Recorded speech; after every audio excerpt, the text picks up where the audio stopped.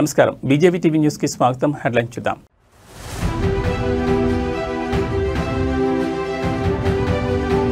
తెలంగాణ పంచాయతీ ఎన్నికలకు షెడ్యూల్ విడుదల. డిసెంబర్ 11, 14, 17 తేదీల్లో 3 విడతల్లో పోలింగ్.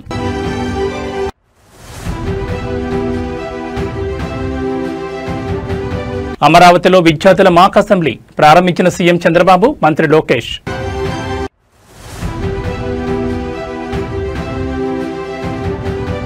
ముంబై ఉగ్ర మారణ హోమానికి 17 ఏళ్లు. 26/11 నాడు ప్రాణాలు కోల్పోయిన 166 మందికి దేశం నివాళి. ఇక డీటెయిల్స్ చూస్తే తెలంగాణ రాష్ట్రంలో పంచాయతీ ఎన్నికలకు సంబంధించి రాష్ట్ర ఎన్నికల సంఘం కీలక నోటిఫికేషన్ విడుదల చేసింది. ఈ మేరకు రాష్ట్రంలోని గ్రామ పంచాయతీలకు ఎన్నికల నగారా మోగింది. ఎన్నికల సంఘం కమిషనర్ వెల్లడించిన వివరాల ప్రకారం ఈ ఎన్నికలు మొత్తం 3 విడతల్లో జరగనున్నాయి. తొలి విడత డిసెంబర్ 11వ తేదీ, రెండో విడత డిసెంబర్ 14వ తేదీ, మూడో విడత డిసెంబర్ 17వ తేదీన పోలింగ్ నిర్వహించనున్నారు. నామినేషన్ల దాఖలు ప్రక్రియ తేదీలు కూడా ఖరారయ్యాయి. మొదటి విడత నామినేషన్లు నవంబర్ 27వ తేదీ నుంచి మొదలవుతాయి. రెండో విడత నామినేషన్లు నవంబర్ 30వ తేదీ నుండి, మూడో విడత నామినేషన్లు డిసెంబర్ 3వ తేదీ నుంచి ప్రారంభమవుతాయి. అన్ని జిల్లాల్లోని పంచాయతీల్లో కలిపి మొత్తం 17.087% బీసీ రిజర్వేషన్లు ఉన్నట్లుగా రాష్ట్ర ఎన్నికల సంఘం నివేదికలో స్పష్టం చేసింది.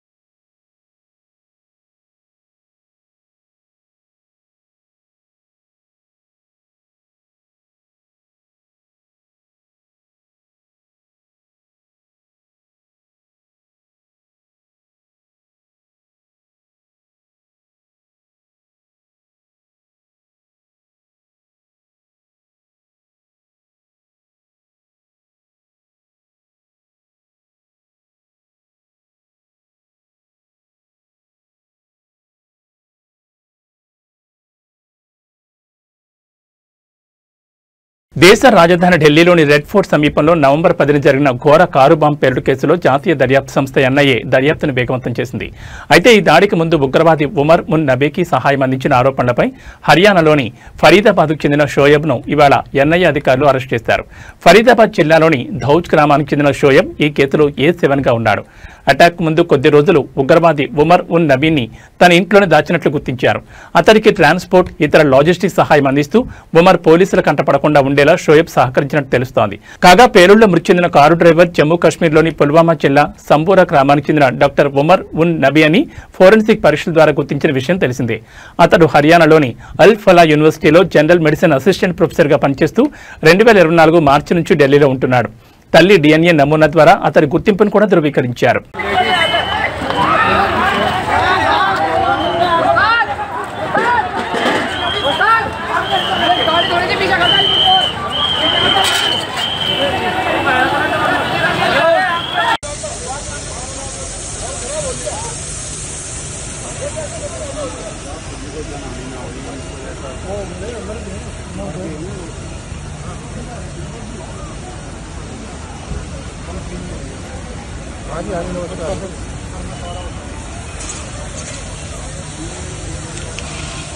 ఆంధ్రప్రదేశ్లో విదేశీ పెట్టుబడులు, ఎన్ఆర్ఐలతో సంబంధాలను బలపరచుకోవడమే లక్ష్యంగా ఐటీ ఎలక్ట్రానిక్స్ శాఖ మంత్రి నారా లోకేష్ USA 2.0 టూర్కు సన్నద్ధమవుతున్నారు. డిసెంబర్ 6న మంత్రి లోకేష్ శంషాబాద్ ఇంటర్నేషనల్ ఎయిర్పోర్ట్ నుంచి డల్లాస్కు చేరుకుంటారు. అక్కడ ఎన్ఆర్ఐలతో ప్రాథమిక భేటీలు నిర్వహిస్తారు. డిసెంబర్ 7న టెక్సాస్లోని గార్లాండ్ నగరంలో భారీ బహిరంగ సభ నిర్వహించనున్నారు. ఆ మీటింగ్లో రాష్ట్ర అభివృద్ధి, పెట్టుబడి అవకాశాలపై విస్తృతంగా చర్చ జరగనుంది. సుమారు 8,000 మంది ఎన్ఆర్ఐలు ఆ సమావేశంలో పాల్గొనున్నారు. ఇక డిసెంబర్ 8, 9 తేదీల్లో శాన్ ఫ్రాన్సిస్కోలో మైక్రోసాఫ్ట్, గూగుల్, టెస్లా వంటి ప్రపంచ ప్రముఖ కంపెనీల సీనియర్ అధికారులతో 2 రోజుల వ్యవధిలో మంత్రి లోకేష్ వరుసగా భేటీ అవుతారు. IT, renewable energy, electric vehicles manufacturing రంగాల్లో ఏపీకి పెట్టుబడులు రప్పించేందుకు వారితో చర్చలు జరపనున్నారు. మంత్రి నారా లోకేష్ గత అక్టోబర్ 25 నుంచి నవంబర్ 1 వరకు చేపట్టిన అమెరికా పర్యటన రాష్ట్ర అభివృద్ధికి మైలురాయిగా నిలిచింది. బ్రాండ్ ఏపీని ప్రపంచ స్థాయిలో ప్రమోట్ చేయడం, పెట్టుబడులు ఆకర్షించడమే లక్ష్యంగా ఆయన పర్యటన కొనసాగింది. వారం రోజుల పర్యటనలో లోకేష్ 100కి పైగా ప్రపంచ దిగ్గజ కంపెనీల ప్రతినిధులతో భేటీ రాష్ట్రంలోని పెట్టుబడి అవకాశాలను వివరించారు. ఫలితంగా IT, electric vehicles, renewable energy, AI వంటి రంగాల్లో 50,000 కోట్లకు పైగా పెట్టుబడులను రాష్ట్రానికి వచ్చేలా కృషి చేశారు. జనవరి 2025లో డేవోస్లో జరిగే వరల్డ్ ఎకనామిక్ ఫోరం సమిట్లో భారీ ఎంఓయూలు ఆధారితంగా ఆంధ్రప్రదేశ్ ప్రభుత్వం పలు ఒప్పందాలు కుదిరిన విషయం తెలిసిందే. గూగుల్ డేటా సెంటర్ ఏర్పాటు కీలకం. విశాఖను ఏఐసిటీగా మార్చేందుకు ఇటీవలే కూటమి సర్కార్ కీలక అడుగు వేసింది. సుమారు $10 బిలియన్ పెట్టుబడితో ప్రముఖ ఐటీ దిగ్గజం Google 1 gigawatt hyper scale data centre ఏర్పాటు చేయనుంది. గూగుల్ ఏఐ హబ్ పేరుతో భారత్లోనే తొలి కృత్రిమ మేధస్సు కేంద్ర ఏర్పాటుకు ఏపీ సర్కార్ విశాఖపట్నంలో శ్రీకారం చుట్టనుంది. ఈ ప్రాజెక్టు ద్వారా 2028-2032 మధ్య రాష్ట్ర స్థూల ఉత్పత్తికి ఏటా 10,518 కోట్లు సమకూరుతుందనే అంచనాలున్నాయి. అంతేకాకుండా దాదాపు 1,88,220 మందికి ప్రత్యక్షంగా పరోక్షంగా ఉద్యోగాల కల్పన కూడా అవకాశాలు ఏర్పడతాయని అధికారులు అంచనా వేస్తున్నారు. కాగా విశాఖపట్నంలో 1 gigawatt hyper scale data centre ఏర్పాటుకు గూగుల్ అనుబంధ సంస్థ రైడెన్తో ఆంధ్రప్రదేశ్ ప్రభుత్వం ఎంఓయూ కుదుర్చుకుంది. అక్టోబర్ 14న రాజధాని ఢిల్లీలో ఏపీ సీఎం చంద్రబాబు, కేంద్ర ఆర్థిక శాఖ మంత్రి నిర్మలా సీతారామన్, కేంద్ర సమాచార ప్రసార శాఖల మంత్రి అశ్విని వైష్ణవ్, ఏపీ ఐటీ మంత్రి నారా లోకేష్తో పాటు ఏపీ ప్రభుత్వ ప్రతినిధులు, Google cloud CEO Thomas Kurian, ఇతర గూగుల్ ఉన్నత స్థాయి ప్రతినిధులు ఆ ఎంఓయూపై సంతకాలు చేశారు. అయితే విశాఖకు గూగుల్ డేటా సెంటర్ రాకతో ఆంధ్రప్రదేశ్లో పెట్టుబడి పెట్టేందుకు ఐటీ కంపెనీలు పోటీ పడుతుండటంతో తాజాగా నారా లోకేష్ అమెరికా పర్యటన అత్యంత ప్రాధాన్యతను సంతరించుకుంది.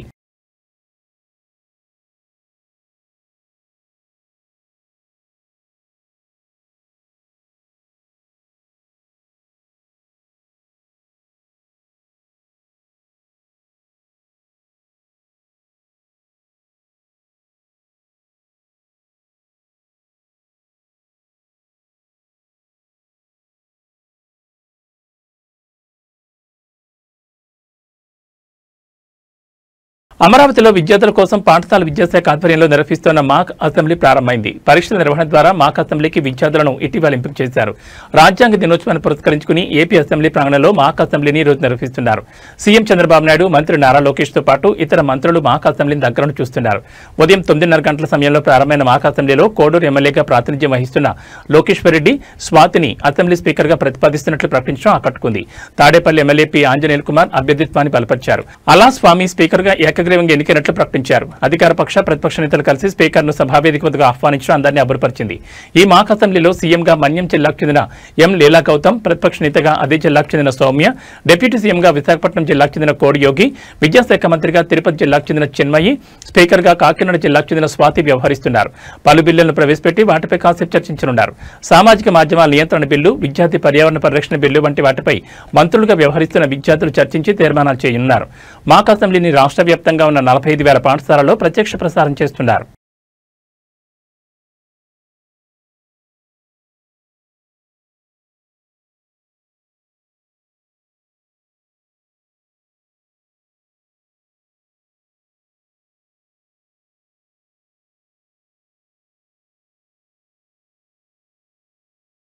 గత కొద్ది నెలలుగా తిరుమల తిరుపతిలో చిరుతపులుల సంచారం పెరిగిపోతోంది. నిత్యం ప్రజావాసాల్లోకి వస్తున్న చిరుతపులులు వీధి కుక్కలు, పశువులు, ఇతర జంతువులపై దాడులు చేస్తున్నాయి. ఈ సంఘటనలకు సంబంధించిన దృశ్యాలు సీసీ కెమెరాలో రికార్డు కావడంతో షాకింగ్ ఘటనలు వెలుగులోకి వస్తున్నాయి. తాజాగా మరోసారి తిరుపతిలో చిరుత సంచారం కలకలంగా మారింది. శ్రీ వెంకటేశ్వర విశ్వవిద్యాలయం క్యాంపస్లో చిరుతపులి ప్రత్యక్షమవడంతో స్థానికులు, విద్యార్థులు తీవ్ర భయాందోళనకు గురయ్యారు. క్యాంపస్లోని ఎంప్లాయీస్ క్వార్టర్స్ సమీపంలో ఉన్న నాటుకోళ్ల షెడ్డుపై రాత్రి సమయంలో చిరుత దాడి చేసింది. ఈ ఘటనకు సంబంధించిన దృశ్యాలు సమీపంలోని సీసీటీవీ కెమెరాలో స్పష్టంగా రికార్డ్ అయ్యాయి. దీంతో క్యాంపస్ పరిసర ప్రాంతాల్లో ప్రజల్లో తీవ్ర ఉద్రిక్తత నెలకొంది. చిరుత సంచారం దృష్టిలో ఉంచుకుని అధికారులు తక్షణమే అప్రమత్తమయ్యారు. ఎలాంటి అవాంఛనీయ సంఘటనలు జరగకుండా జాగ్రత్తలు తీసుకుంటున్నారు. ఈ మేరకు రాత్రి 7 గంటల నుంచి ఉదయం 7 గంటల వరకు క్యాంపస్ రోడ్లపై ప్రయాణాలను తాత్కాలికంగా నిషేధించారు. విద్యార్థులు, ఉద్యోగులు రాత్రి వేళలో ఒంటరిగా బయట తిరగొద్దని, జాగ్రత్తగా ఉండాలని సూచించారు. అటవీశాఖ అధికారులు చిరుతను పట్టుకునేందుకు అవసరమైన చర్యలు ప్రారంభించారు.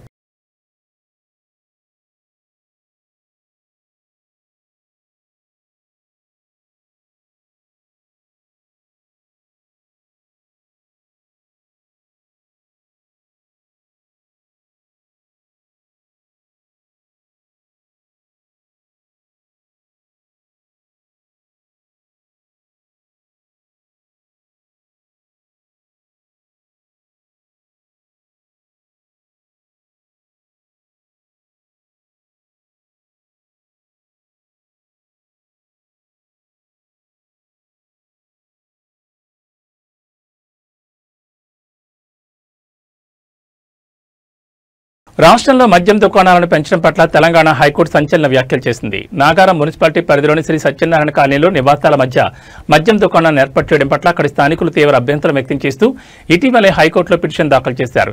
ఈ క్రమంలోనే వారి పిటిషన్పై విచారణ చేపట్టిన జస్టిస్ విజయసేన్ రెడ్డి ధర్మాసనం ఆసక్తికర వ్యాఖ్యలు చేసింది. ఇలా ఇష్టానుసారంగా మద్యం దుకాణాలను పెంచుకుంటూ పోతే తెలంగాణ రాష్ట్రానికి కొత్త పేరు పెట్టాల్సి వస్తుందని కామెంట్ చేసింది. మద్యం దుకాణాల నియంత్రణపై తమకు పూర్తి అధికారాలు లేనప్పటికీ విధానపరమైన నిర్ణయం తీసుకునే వరకు ఆదేశాలు జారీ చేస్తామని హైకోర్టు పేర్కొంది. ఇప్పటికే కనీసం రహదారిపైకి మద్యం దుకాణాలు కనిపించకుండా ఏర్పాటు చేయాలని ఆదేశాలున్నా పట్టించుకోరాని ఫైర్ అయింది. ఇక నాగారం మున్సిపాలిటీలో నివాసాల మధ్య మద్యం దుకాణం ఏర్పాటు చేయడంపై వివరణ ఇవ్వాలని మున్సిపల్ ఎక్సైజ్ అధికారులు షాప్ యజమానులకు తెలంగాణ హైకోర్టు ధర్మాసనం నోటీసులు జారీ చేసింది.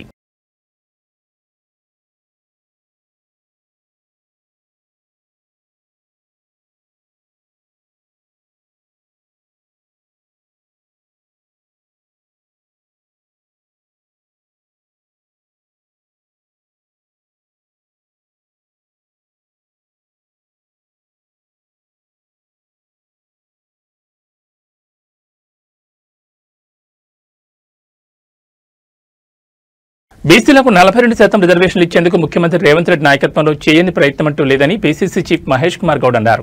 బీసీ రిజర్వేషన్ల విషయంలో చిత్తశుద్ధితో ఉన్నామని, అయితే హైకోర్టు ఆదేశాల మేరకే రాష్ట్రంలో పంచాయతీ ఎన్నికల నిర్వహణ జరుగుతుందని అన్నారు. బీసీ రిజర్వేషన్ల కోసం ప్రభుత్వం 2 బిల్లులు ఆమోదిస్తే వాటిని గవర్నర్ ఆమోదించలేదని, దాంతో ఆర్డినెన్స్ తెస్తే దాన్ని కూడా గవర్నర్ పెండింగ్ లో ఉంచారని చెప్పారు. రిజర్వేషన్ల విషయంలో మా ప్రయత్నానికి కేంద్రంలోని బీజేపీ ప్రభుత్వం మోకాలొడుతోందని విమర్శించారు. ఇవాళ ఆయన మాట్లాడుతూ 42% రిజర్వేషన్లు అటకెక్కినట్లు బీసీ సంఘాలు భావిస్తున్నాయి. కానీ అలాంటి అపోహలకు అవకాశం లేదన్నారు. 90% సర్పంచులు కాంగ్రెస్ కు చెందిన వ్యక్తులు ఎన్నికవుతారని ధీమా వ్యక్తం చేశారు. బీసీలకు 42% రిజర్వేషన్లు ఇచ్చేందుకే కులగణన చేశామన్నారు. దీని ద్వారా బీసీ జనాభా 56.7% అని తేల్చామన్నారు.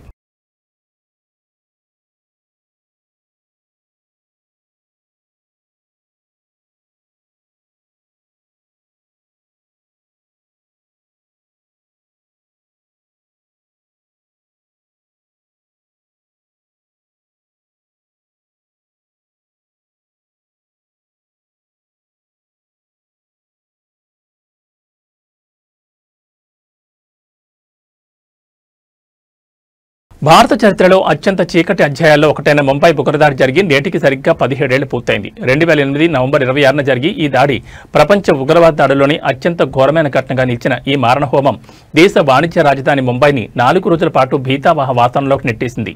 ఈ దాడుల్లో అమాయక ప్రజలు, భద్రతా సిబ్బంది సహా 166 మంది ప్రాణాలు కోల్పోగా 300 మందికి పైగా గాయపడ్డారు. ఈ రోజున ఆ దాడిలో అసువులు బాసిన వీరులకు, సాధారణ పౌరులకు యావత్ దేశం నివాళులర్పిస్తోంది. పాకిస్తాన్కు చెందిన లష్కర్-ఏ-తోయిబా ఉగ్రవాద సంస్థకు చెందిన అజ్మల్ కసబ్ సహా 10 మంది ముష్కర్లు కరాచీ రేవు నుంచి అరేబియా సముద్రం గుండా పడవలో ముంబైలోకి చొరబడ్డారు. వీరు అత్యంత వ్యూహాత్మకంగా నగరంలోని ముఖ్యమైన కేంద్రాలైన Taj Mahal palace hotel, Oberoi Trident, Chhatrapati Shivaji Maharaj terminal, Leopold cafe వంటి ప్రాంతాల్లో ఏకకాలంలో దాడులు చేశారు. ఈ ఉగ్రవాదులు కేవలం మారణకాండనే కాకుండా హోటళ్లను స్వాధీనం చేసుకుని బందీలుగా ఉంచుకుని భద్రతా దళాలపై పోరాడారు. భద్రతా దళాల వీరోచిత పోరాటం ఫలితంగా కసబ్ను సజీవంగా పట్టుకోవడం జరిగింది. ఇది పాకిస్తాన్ ఉగ్రవాద పాత్రకు తిరుగులేని సాక్ష్యంగా నిలిచింది. 17 ఏళ్లు గడిచినా ఈ ఉగ్ర అరాచకాన్ని బాధితుల కుటుంబాలు, ప్రాణాలు కోల్పోయిన వారి ఆత్మీయులు ఏనాటికి మర్చిపోలేకపోతున్నారు. ఈ దాడి దేశ భద్రతా వ్యవస్థకు ఒక గుణపాఠం నేర్పింది. సముద్ర సరిహద్దుల భద్రతను బలోపేతం చేయాల్సిన ఆవశ్యకతను, అలాగే ఉగ్రవాద నిరోధక దళాల తక్షణ ప్రతిస్పందన సామర్థ్యాన్ని పెంచాల్సిన ప్రాధాన్యతను 26/11 ఘటన స్పష్టం చేసింది. ఈ విషాదకరమైన వార్షికోత్సవం సందర్భంగా దేశం ఉగ్రవాదానికి వ్యతిరేకంగా పోరాడాలనే సంకల్పాన్ని మరోసారి బలంగా చాటుతోంది.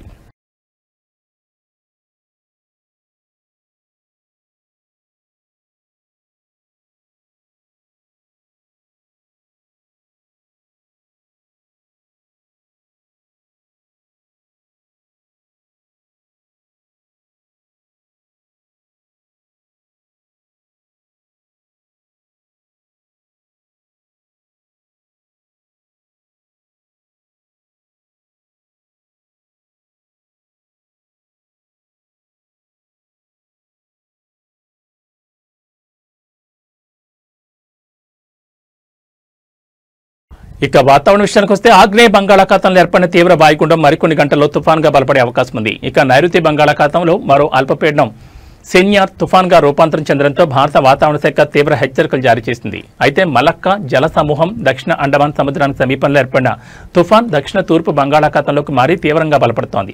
దీంతో ఈ నెల 29 నుంచి కోస్తాంధ్ర పరిధిలోని శ్రీకాకుళం, విజయనగరం, విశాఖపట్నం, కాకినాడ ప్రాంతాల్లో మోస్తరు నుంచి అతి భారీ వర్షాలు కురిసే అవకాశం ఉందని వాతావరణ శాఖ పేర్కొంది.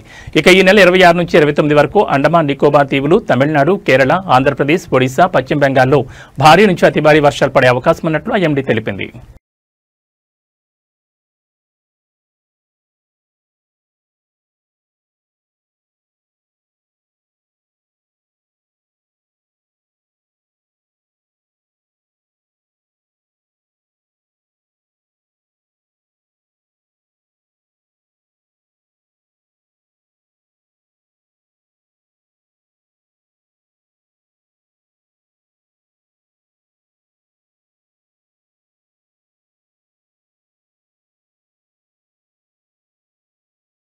తెలంగాణ రాష్ట్ర రాజధాని హైదరాబాద్ దేశంలోనే అతిపెద్ద నగరంగా అవతరించనుంది. రాష్ట్ర మంత్రివర్గం తీసుకున్న చారిత్రక నిర్ణయం గ్రేటర్ హైదరాబాద్ మున్సిపల్ కార్పొరేషన్ పరిధిని భారీగా విస్తరించేందుకు మార్గం సుగమైంది. ఈ విస్తరణలో భాగంగా జీహెచ్ఎంసీ పరిసరాల్లో ఉన్న 27 మున్సిపాలిటీలు, కార్పొరేషన్లు పూర్తిగా విలీనం కానున్నాయి. ఈ విలీనం అయితే హైదరాబాద్ నగరం ఏకంగా 2735 చదరపు కిలోమీటర్ల విస్తీర్ణంతో దేశంలోనే అత్యంత విస్తృతమైన మెట్రోపాలిటన్ నగరంగా రికార్డు సృష్టించనుంది. ప్రభుత్వ తాజా నిర్ణయంపై విలీనం కానున్న మున్సిపాలిటీల ప్రజల నుంచి హర్షం వ్యక్తమవుతోంది. జీహెచ్ఎంసీలో కలవడం ద్వారా మెరుగైన పౌర సేవలు, వేగవంతమైన మౌలిక సదుపాయాల కల్పన మరియు పట్టణాభివృద్ధి జరుగుతుందని వారు ఆశాభావం వ్యక్తం చేస్తున్నారు. దేశంలోనే అతిపెద్ద నగరంగా హైదరాబాద్ అవతరించడం అనేది తెలంగాణ ప్రభుత్వం యొక్క పట్టణాభివృద్ధిపై ఉన్న దృష్టిని స్పష్టం చేస్తోంది. ఈ విస్తరణ హైదరాబాద్ నగరం యొక్క భవిష్యత్ ప్రణాళికలు, మౌలిక సదుపాయాల కల్పన మరియు పరిపాలన వికేంద్రీకరణలో ఒక నూతన శకానికి నాంది పలకనుంది.